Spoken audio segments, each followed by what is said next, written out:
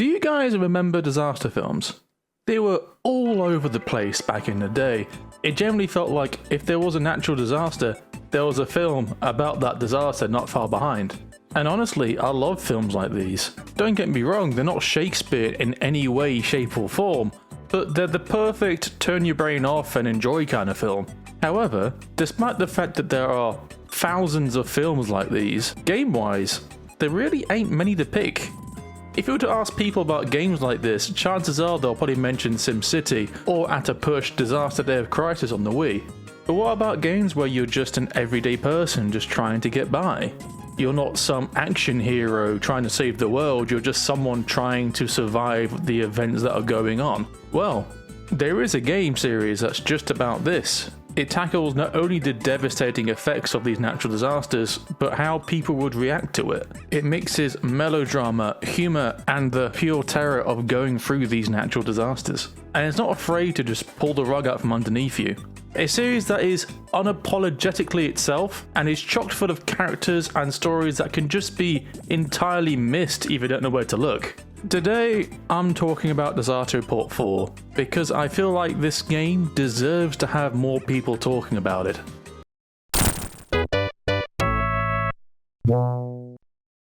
Disaster Report is a long-running series originally made by a company called IREM back in 2002. The best way to sum up these games from what fans online have said is usually incredibly engaging and interesting game made out of pure jank and a shoestring budget. These games have seen several releases overseas, however you may not realise that as the names changed several times when they got localised. The first released on the PS2 was called SOS The Final Escape, while the sequel was called Raw Danger, which is just hilariously bad. It also makes no damn sense. Why name the sequel something else? If you're a fan of the first game, you'll have no idea that Raw Danger was even a sequel. I have no idea what happened here. The third game that was made for the PSP unfortunately never saw a release outside Japan. Despite this, dedicated fans were able to get a translation going, which is now 100% fully playable. Along with that, they also made a side game for the PS4 called City Shrouded in Shadow, which is the same premise, but instead of natural disasters, you're trying to survive a Godzilla attack. Not just Godzilla, but even Galleon units show up, Ultraman, even Gamera makes an appearance. Unfortunately, this never saw a release outside Japan. The licensing issues alone would not be worth the headache. And there's no fan translation made as of the writing of this script, which is a shame because this game looks amazing. I would love to play it. So, disaster games seem to be this team's bread and butter, each game building upon the last. However, they never reached mainstream appeal outside Japan, which is a damn shame because all of these games have such a fantastic vibe to them that no other game can really match. And it was looking like we weren't even going to get the fourth game for a while. Thankfully, NIS America stepped in, handling the overseas localization of the game, ditching the random naming conventions of the first two games and just sticking to Disaster Report 4. This game was originally planned to be released back in 2011. Unfortunately, the Tokyo earthquake and tsunami ravaged Japan before release, leaving the team to feel like releasing the game now might be in bad taste. So, they shelved it, leaving the game in limbo up until 2014, where the rights were then acquired by Granzella. Granzella was formed back in 2011 by ex-staff of IREM, the name itself being a nod to one of IREM's older games, R-Type Tactics 2. Turns out, Disaster Report 4 was not the only game that was stuck in limbo over at IREM. A lot of their projects got put on the back burner due to the earthquake. Thanks to the developers' tenacity, they were eventually able to release the game on PS4, Switch and PC back in 2018, with a worldwide release following suit in 2020. Reception to this game was mixed to say the least. Critics reviews sitting around about a 5 out of 10, with user reviews sitting between great to awful. So, when I went in, I genuinely had no idea what to expect. But after trying it out for myself, I have some things I want to talk about. The game is fairly simple to control. You move the stick, zoom into the first person with the left bumper, and shout in people's faces with the triangle button. Movement, however, is a bit clunky. You move fairly slow, and with a game that's mainly about walking from A to B, sorting issues out, it can get a bit grating. I've seen people online comparing it to Shenmue on the Dreamcast, and you know what? Yeah, I can see it. The way the game feels with you going from area to area, room to room, does indeed feel like how that game did way back then. So, if the idea of playing a Dreamcast game on modern hardware sounds like something up your alley, then you'll feel right at home here. Otherwise, it will take some getting used to. You can also brace or crouch down with the square button. This will stop you from falling on your face and taking damage, and it will also let you cling onto walls with the same effect. Trust me, this button will be your best friend. If you're crouching and you move, you'll start to do a crawl, and let me just get this out the way. This is one of the slowest, clunkiest feeling crawls I've ever had the displeasure of using. Look at it. Elderly people can crawl faster than this. You would also need to keep an eye out while traveling as well, as you can be hit by things like falling glass, lampposts, or just a full-on building, cutting your journey short. You can also restore health with band-aids or health kits, and you'll need to make sure that you are watered and fed throughout the game. You can buy food from shops, and depending on where you are, it's either affordable or a goddamn rip-off. You can also find bags throughout the game as well, with the later bags allowing you to hold far more items than what you start off with, as you'll quickly find that you'll be running out of space a lot. There's also currency. At the start of the game, you'll have some money, however it will not last you.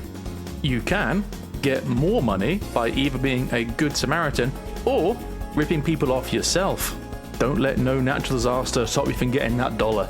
You'll also need to make sure that you use the toilet when you need to, otherwise you end up soiling yourself, which I can imagine would just make your bad day all the more worse. There's also a morality system. Depending on what you do, you either get good boy points or bad boy points. Help someone get a refund on their travel ticket? Good boy points.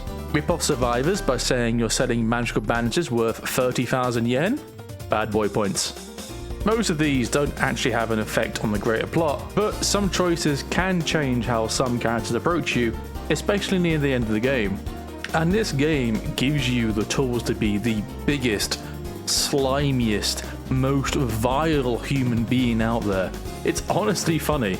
You're in a situation, and I swear the options sometimes feel like help the child, do nothing, punch the child.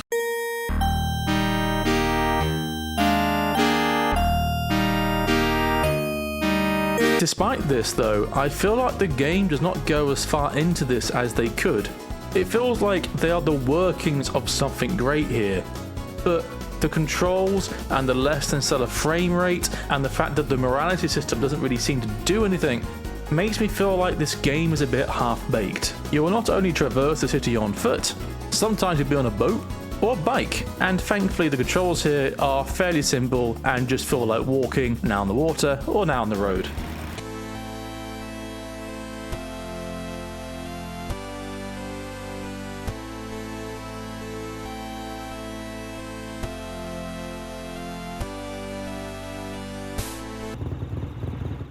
Moving on, the whole game plays like a point-and-click adventure game, where to progress through the game you need to do a thing or use a thing to clear the thing. Only issue being is that sometimes these things are not really something you'll know to do from the get-go. So many times I've found myself walking everywhere, talking to everybody, interacting with everything I can possibly see, only to find out that the thing I needed to do was right next to where I started. It can be a bit too much at times. The narrative follows you as you try and survive disaster over 6 days, each day feeling like an episode of a show. So, I'll talk about it on a day-to-day basis. So here's your spoiler warning. If this game looks interesting enough to try, give it a go. There is a free demo to try out, and you can carry the save over into the final game. You can skip to this point to get my final thoughts about it. Otherwise, let's do this from the beginning.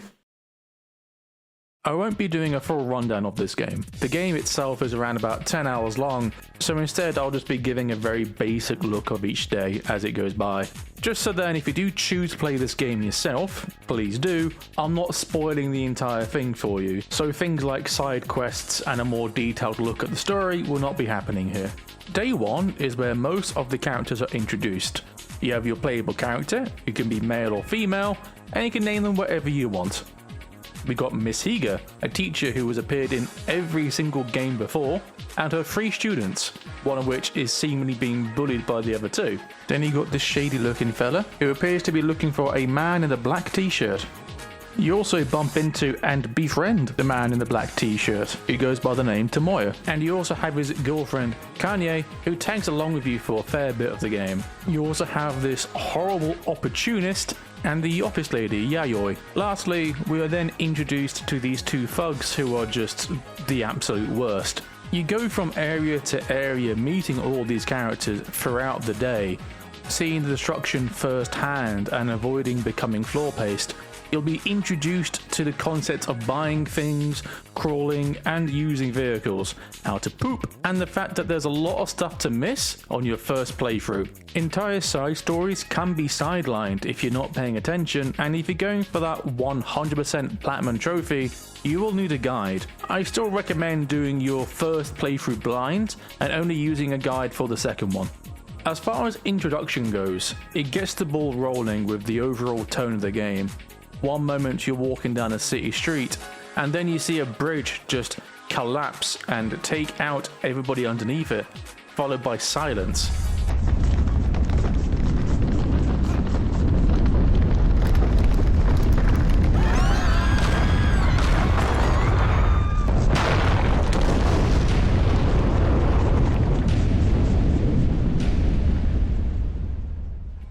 The city itself is shaking constantly. So when you're trying to progress, you're looking at anything that could possibly be a hazard should the ground shake again, like lampposts, signs, or in some cases entire buildings. The day ends with you and Kane seeking passage on this ferry, only for the entire pier to collapse from underneath you, leaving both of you in this little yellow lifeboat. Thankfully, shelter isn't far away. You're able to help this mother and her 2 children out, and as thank you they let you crash there for the night. After a day of dodging near-death experiences, you finally get some shut-eye, only to wake up and find the entire building sinking. You and Kane make it out in one piece, but the mother and children that you helped the day before are still in the building as it sinks into the water. Nowhere is safe in this city at the moment. You both try and find some solid land to continue on from, going in and out of these buildings to try and find a way forward. After a while, you find a small area that has just been completely decimated due to the quake, and you try and find a way forward. The main gameplay loop of this game is mainly you go to an area, you need to progress through area, but in order to do so, you have to help the locals out with the current issue they're facing, and there are a lot of different things that they are dealing with. It shows people who are struggling with what's going on, people who are clinging to old grudges, people who have lost everything, and people who, despite what's going on, are still only looking out for themselves, shunning outsiders away. Your main goal for the day is to make it back to where you started, as Kane, your companion, is looking for somebody. So, after finding solid land, you go on helping the locals. One family has their elderly relative stuck underneath some rubble. However, that can wait. This girl has a stuffed teddy bear stuck in a different building, so that takes priority. Sorry, Grandpa. After helping out the people here, we press on past the train tracks to find another area that has been hit just as bad. And on top of that, there's some real bad blood between this area and the one just past the bridge. The last thing you do is play detective, proving that someone did not set a fire to a restaurant due to said bad blood. Soothing tensions between the 2 areas and showing them that there are more important things to deal with right now than those old grudges. Everybody's happy. And then they thank you by shoving you into a shed because they think you are some thieves that are making the most out of the situation. So, some way of saying thanks, I guess. Thankfully, before the night's over, the person whose innocence we helped prove breaks us out and helps us on our way, running onwards to day 3. As we walk across the bridge, it collapses from underneath us, revealing a familiar street. Going back through, we catch up with some old characters from day 1, like Miss Higa and her students, with Miss Higa talking about how she's been through some of these things before, and how she's missing her younger brother and hope he's doing alright. We also see that one of the students is being bullied severely, with her glasses being cracked and her hair being cut by one of them. And as somebody who wears glasses, let me say, the lack of an option to talk some sense into the one doing it is pretty damn annoying. We also check up on Yayoi and see how she's doing. It looks like she's seeking refuge in a car dealership amongst other people, and we can check up on any side quests that were started back on day 1. And after some walking, we would end up back in the very first area of the game, where Kanae's boyfriend, Tomoya, is. After reuniting them, we then go to a bench and get some sleep, and that's really it for day 3. No, really, day 3 is very short when compared to the other 2. It's a nice breather day, so to speak, after the back-to-back trauma of day 1 and 2. We get to see how the other characters are doing and how the city is recovering from the disaster. Along with this, we also see how people are working together to make it out of this place in one piece. Depending on what you did in day 1, it's nice to see how things are going with the side stories as well. Overall, the plot in Disaster Report 4 feels a lot more personal when compared to the other 3. There's not some grand conspiracy going on, there are no plans to take over the world, it's just about someone trying to make it out of this place alive. So now that we're halfway through this 6-day story, I'm once again saying that if it interests you, do consider checking out the game and then coming back to this video. If you've already played the game, or just want to see how it ends, we'll continue onwards. Day 4 starts with us going off by ourselves. Now that we've reunited Kanye with Tomoya, she's going to stay there and help him out with the rescue efforts. So, off we go on our own to find anyone else that could use some help. And the first thing that happens the moment we're left by ourselves is we're drafted into a cult. Wait, what? After helping them find more innocent people to indoctrinate, we then get promoted to leader, and then kicked out and chased. High turnover rates is the least of this cult's issues. Then, after some exploring, we end up helping this elderly lady to get to a school which has turned into a shelter of sorts. Unfortunately, despite being called a shelter, the people there are anything but the sheltering kind, being downright antagonistic against any outsiders due to dwindling supplies, which includes you, the old lady you helped get all the way over here, and this foreign exchange student called Danny. So, you all group up trying to get food and water, resulting in some misunderstanding where they think the water you have is some sort of miracle cure, healing all sorts of wounds and illnesses.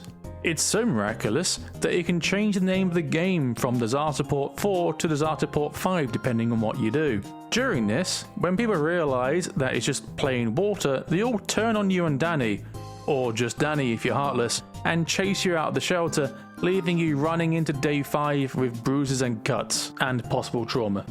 It just goes to show that even though everybody is struggling in these trying times, some people will only look out for themselves, and it's quite the somber ending for a day that started in a more light-hearted way. The plot of the game is filled with moments like these. There are moments where the game is more goofy, funny even, however that just makes the contrast to the more somber tones all the more hard-hitting, and I honestly love it. The more personal approach to the story makes these scenes feel all the more intimate. The dialogue choices here can make you out to be just a full-blown villain. When the mob's attacking you, you can throw Danny under the bus, who has been nothing but helpful towards you, with them all attacking him instead of you. It's brutal how harsh he can be at this point, even giving you the chance to throw rocks at him with the other people. So now that we've survived that ordeal, where do we end up? Day 5 starts off with a somber tone as we're walking past a street that has been completely demolished due to a fire caused by the earthquake. People here are looking through the wreckage to find anything of their lives before this event. We once again bump into Tomoya here, who's just trying to help people out. And seemingly not far behind is the shady looking man, who is still trying to find Tomoya. Our first task of the day is to try and find some flowers for the ones who lost their lives in the fire. Thankfully, this doesn't take long, as there are some flowers nearby that have been seemingly untouched by the disaster. And while they're praying for the lives that have been unfortunately lost, this asshole landlord comes and starts demanding money, now of all times. Unfortunately, punch in the face was not an option here, so we continue on until we find a familiar place. After reuniting with Kanye again, she hands us a ticket for a plane ride out of here. Great, finally the end is in sight. Along with this, we also have a spare ticket that we can give to somebody. So, we try and find Yayoi. Pressing on, we find Miss Higa and the other students all panicking as one of them, who throughout the entire game was getting harassed, bullied and trod on by the other two school kids, has finally had enough and has climbed one of the unstable buildings, threatening to end it all. Thankfully, we climb up with Miss Higa and talk her into getting down. However, before we can all make our way out, the building starts to crumble around us, with Miss Higa pushing both the player and the student out of harm's way before the building does ultimately collapse, sacrificing herself. Now, I said that she was a long-running character, showing up in every game before. Along with this, she was a prominent character in this story, so her death came as a shock to me. And the fact that it happened on one of the last days where things were being cleared up and the light was at the end of the tunnel makes it all the more tragic. Unable to do anything, we press on to the car dealership where Yayoi was staying, only to find out that she's been looking for us, as she seems to have heard about two people giving away tickets. So we walk around trying to find her, only to hear her struggling against two thugs from the first day. Knowing that this will not end well at all, we rush to her, trying to stop whatever happens, and we were too late. The lack of music, the camera angle, the torn clothes, and the fact that she can't even look in our direction spells out what happened pretty clearly. And the fact that those two thugs had run off without any consequences just adds salt to the wound. The option you pick here is important, as it will determine if she will follow you or stay behind. The best option to pick here is to simply not say anything, just sit down next to her and be there for her during this traumatic event. Eventually enough time passes and you both press on, although whenever you try and talk to Yayoi, she simply asks if you can not talk to her. We then bump into Miss Higa's younger brother and inform him of his sister's unfortunate passing. Jesus Christ, this day's not letting up. And finally, we arrive at this bike. This bike determines what ending we get. Do we get on that plane Kane gave us tickets for with Yayoi? Or do we ignore both and stay in the city? Both endings are very different. Day 5 is one of the most harrowing days in the game. Despite the fact that you're right at the end, the plan is in motion, you know how to leave, it does not matter in the end. Miss Higa was about to be off on her way home before the events leading up to her unfortunate passing were put into motion. Yayoi would have been spared from what happened to her if we were just a little bit quicker in getting to where she was staying. These are two major characters in this game, ones that you speak to on several occasions, but they both get put through the ringer on this day, and it is tragic to see. So, now that everything's been said and done, where do we go from here? We arrive in the rescue center in the city, where there's apparently a hot bath, food, and water for everybody. However, there seems to be some unrest amongst the people here, as they're not happy with how the mayor has been dealing with this situation.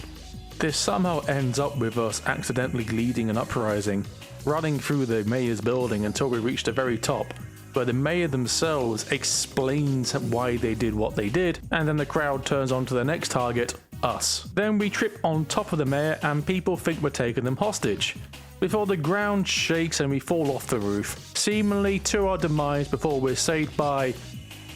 oh god, anyone but you. The police come a-knocking and send everybody home, with you getting a harsh scolding for accidentally starting the uprising. And that's how it could have ended. But what if we went to the airport instead? We arrive at the rendezvous point, reuniting with Kane and introducing her to Yayoi. You can also give Yayoi something else to wear to make her feel more comfortable. Speaking to Kane, we also hear that Tomoya is running a bit behind. However, you all board the lorry, hoping to meet him there. Strangely though, you end up in front of a boat, and now people are pointing guns at you demanding you board. Great, we were so close. We find out that Tomoya, the kind-hearted Samaritan that's been helping everybody out, is actually somebody who works for a human trafficking ring. And the old lady, who we did or did not offer a seat to at the beginning of the game, was the head of said trafficking ring. They're using the situation to smuggle people out of the city to sell, making use of the chaos and devastation to make it seem like these people simply perished or went missing during the chaos. Kanae's taken aback as she had no idea that her partner was in on any of this. So now we've gone from the city trying to kill us to men with guns trying to sell us, so not great. However, with some stealth and smart thinking, along with some TNT that we found, we blow up the boat and escape. And then Tomoya and his crew all get captured by the shady looking man from earlier, who turns out to be working for the police. No idea why they didn't mention that earlier. I'm sure if they were to go, hey, I'm looking for this person who's running an underground human trafficking ring, we'll probably be a lot more supportive. But what do I know? All's well that ends well, right? Not counting the city being mostly destroyed, the many lives lost, and even more lives that will need countless amounts of therapy. And as you board the helicopter, escaping the ruined city after 6 days of survival, you get a chance to reflect on what happened, what you saw, and how people reacted to the events that happened. So, now that you've escaped, that's the end of the game, right? There's nothing else for us to look into. Well, we also have the epilogue. The epilogue was a free DLC added to the game and is more of a victory lap. There's no real threat here, you're just going from place to place, catching up on the characters from the game, and seeing how they are 6 months after the events of the main game.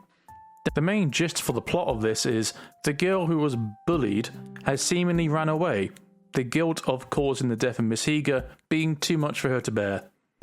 You go from area to area, talking to people that you've helped from the main game, and eventually find her, being harassed by the two thugs that assaulted Yayoi. So, with them in front of us and a burning desire to punish them rising, we then turn into a 2D fighting game and beat the everlasting snot out of them.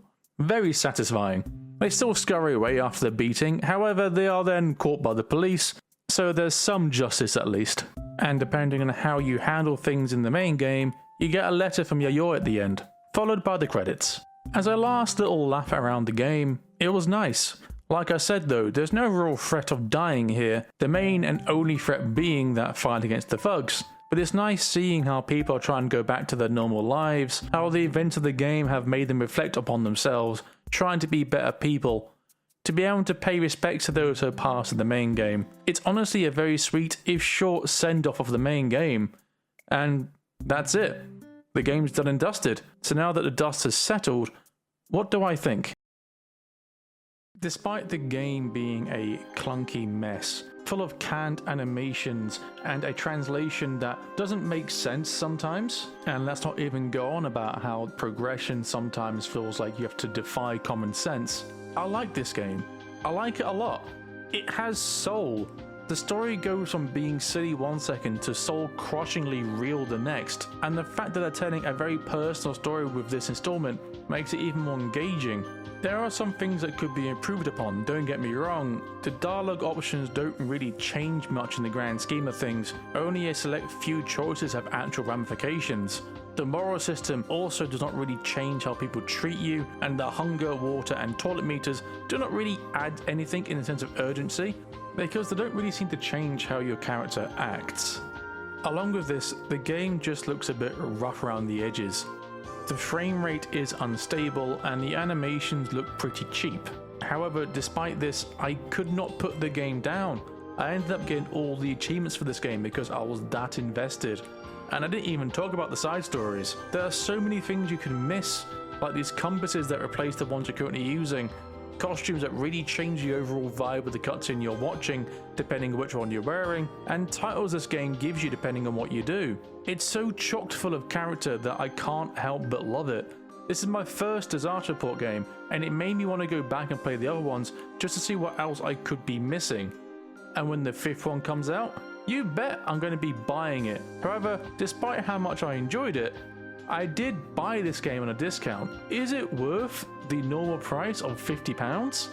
Short answer is no, not really.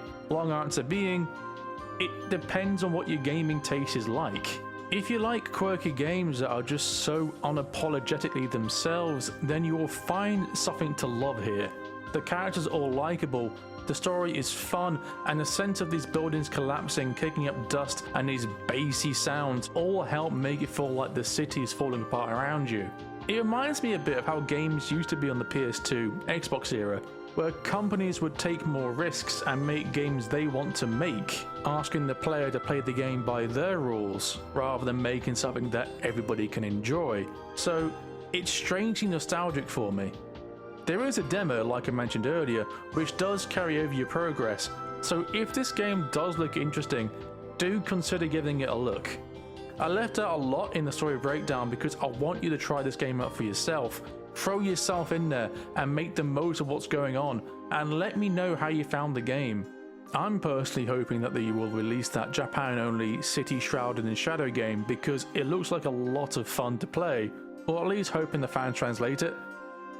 I'll take anything at this point. Hi there. Thanks for watching to the end of the video, I do greatly appreciate it. If you liked what you saw, please consider subscribing, it does help a lot. This video did take a bit longer to make than estimated, so I do hope you enjoyed it, and do consider checking out my other videos. I made a video where I yell about the misinformation around the Nintendo Switch 2, or if you're after another video about a forgotten gem of a game, do consider giving this Enemy Zero video a watch. If you have any feedback or just want to give me suggestions for future videos, I'm on Blue Sky quite a lot, so you can message me on there. And yeah, that's it from me. Have a fantastic day and I'll see you next time.